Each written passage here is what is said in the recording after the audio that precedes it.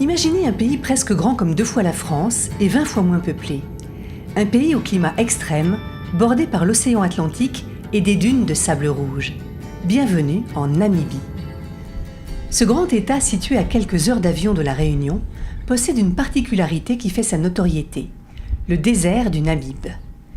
Fil conducteur du voyage, il est protégé par le parc national du Namib-Naukluft, couvert dans sa quasi-totalité par une véritable mer de dunes couleur ocre.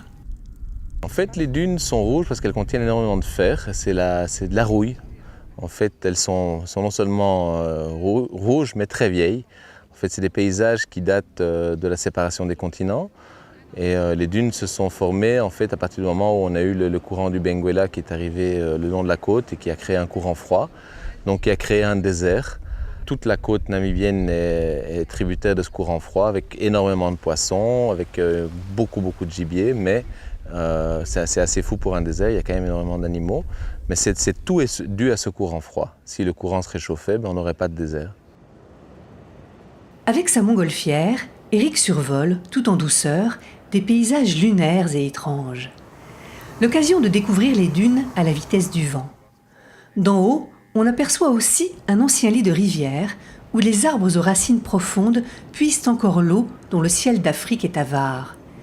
Dans cette partie de la Namibie, il pleut à peine 10 cm par an. Et c'est aussi vu du ciel que ces étranges taches montrent leur étendue. Les Namibiens y voient les empreintes laissées par les dieux sur la terre. Les scientifiques, eux, n'ont pas encore trouvé d'explication. Ça reste un mystère. En fait, les cercles, on appelle ça les cercles de fées, c'est en fait probablement, bon ça c'est le biologiste qui vous dit ça, au départ moi j'ai fait la bio, et c'est probablement à mon avis un champignon, une mycose, mais il y a encore des gens qui pensent autre chose. C'est à Sossusvlei que l'on accède aux randonnées dans les dunes. Quelques heures de marche dans le silence absolu du désert est une expérience presque mystique. Dans cette vallée, on observe les plus hautes dunes du monde. De la crête à plus de 300 mètres d'altitude, le spectacle de la nature prend toute son ampleur. Le pays est vraiment extraordinaire. Il y a des superpositions de paysages qui sont sublimes. Et le désert du Namib est peut-être ce qui se fait de plus beau. Il concentre des dunes très hautes, très belles. Tout est mis en scène, on a l'impression que chaque fois ça a été scénarisé, c'est très très beau. Là on est en plein lac salé aux côtés de dunes rouges. Enfin, c'est un mélange de couleurs, un mélange de sensations, un mélange de température. C'est un gros patchwork qui fait que ça fonctionne bien et que ça nous emporte à chaque fois.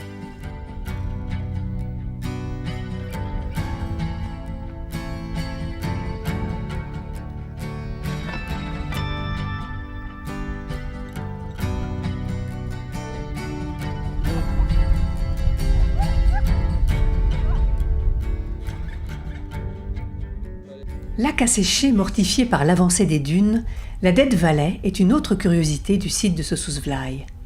Il y a 600 ans, le lit de la rivière a été à jamais bouché par le sable. Les arbres sont pétrifiés, mais leurs racines profondes empêchent qu'ils ne se cassent. Ce spectacle surréaliste pourrait durer toujours. La couleur blanche que l'on voit est due au calcaire qui a été transporté par l'eau descendu des montagnes lors d'inondations. Quand l'eau s'est évaporée, après que la rivière fut fermée par les dunes, ce calcaire s'est déposé jusqu'à aujourd'hui. Qui on trouve presque partout ici en Namibie. Le désert du Namib est paradoxalement très vivant. Un simple coup d'œil rapide laisserait croire l'endroit vide et les âmes peu nombreuses. Il n'en est rien. L'apport d'humidité venu de la côte et l'ancienneté géologique du Namib ont permis le développement d'une grande diversité animale et biologique. Le terme désert est un peu galvaudé puisqu'au final, il y a énormément de vie animale dans cet océan minéral. Et c'est ça qui est étonnant parce qu'on ne s'attend pas à une telle vie, à un tel foisonnement. Donc, ça transporte, ça vous met dans un état assez particulier et ça rend le voyage encore plus prenant. L'oryx, animal emblème de la Namibie, y est chez lui. Cette élégante antilope pourrait passer toute une vie sans boire une goutte d'eau. Comme lui, les springboks, les autruches ou encore les zèbres ont tous développé d'incroyables facultés d'adaptation. Ils se nourrissent de pâturages insoupçonnés ou de plantes elles aussi adaptées aux conditions désertiques. Voici la nara, une des plantes que l'on trouve dans le désert et qui joue un rôle très important. Les animaux et les gens qui vivent dans le désert l'utilisent beaucoup, car c'est un véritable réservoir d'eau. Elle récupère l'humidité du brouillard due aux différences de température entre le désert et l'océan. Les animaux la mangent car elle renferme beaucoup d'eau dans un endroit où il n'y en a pas.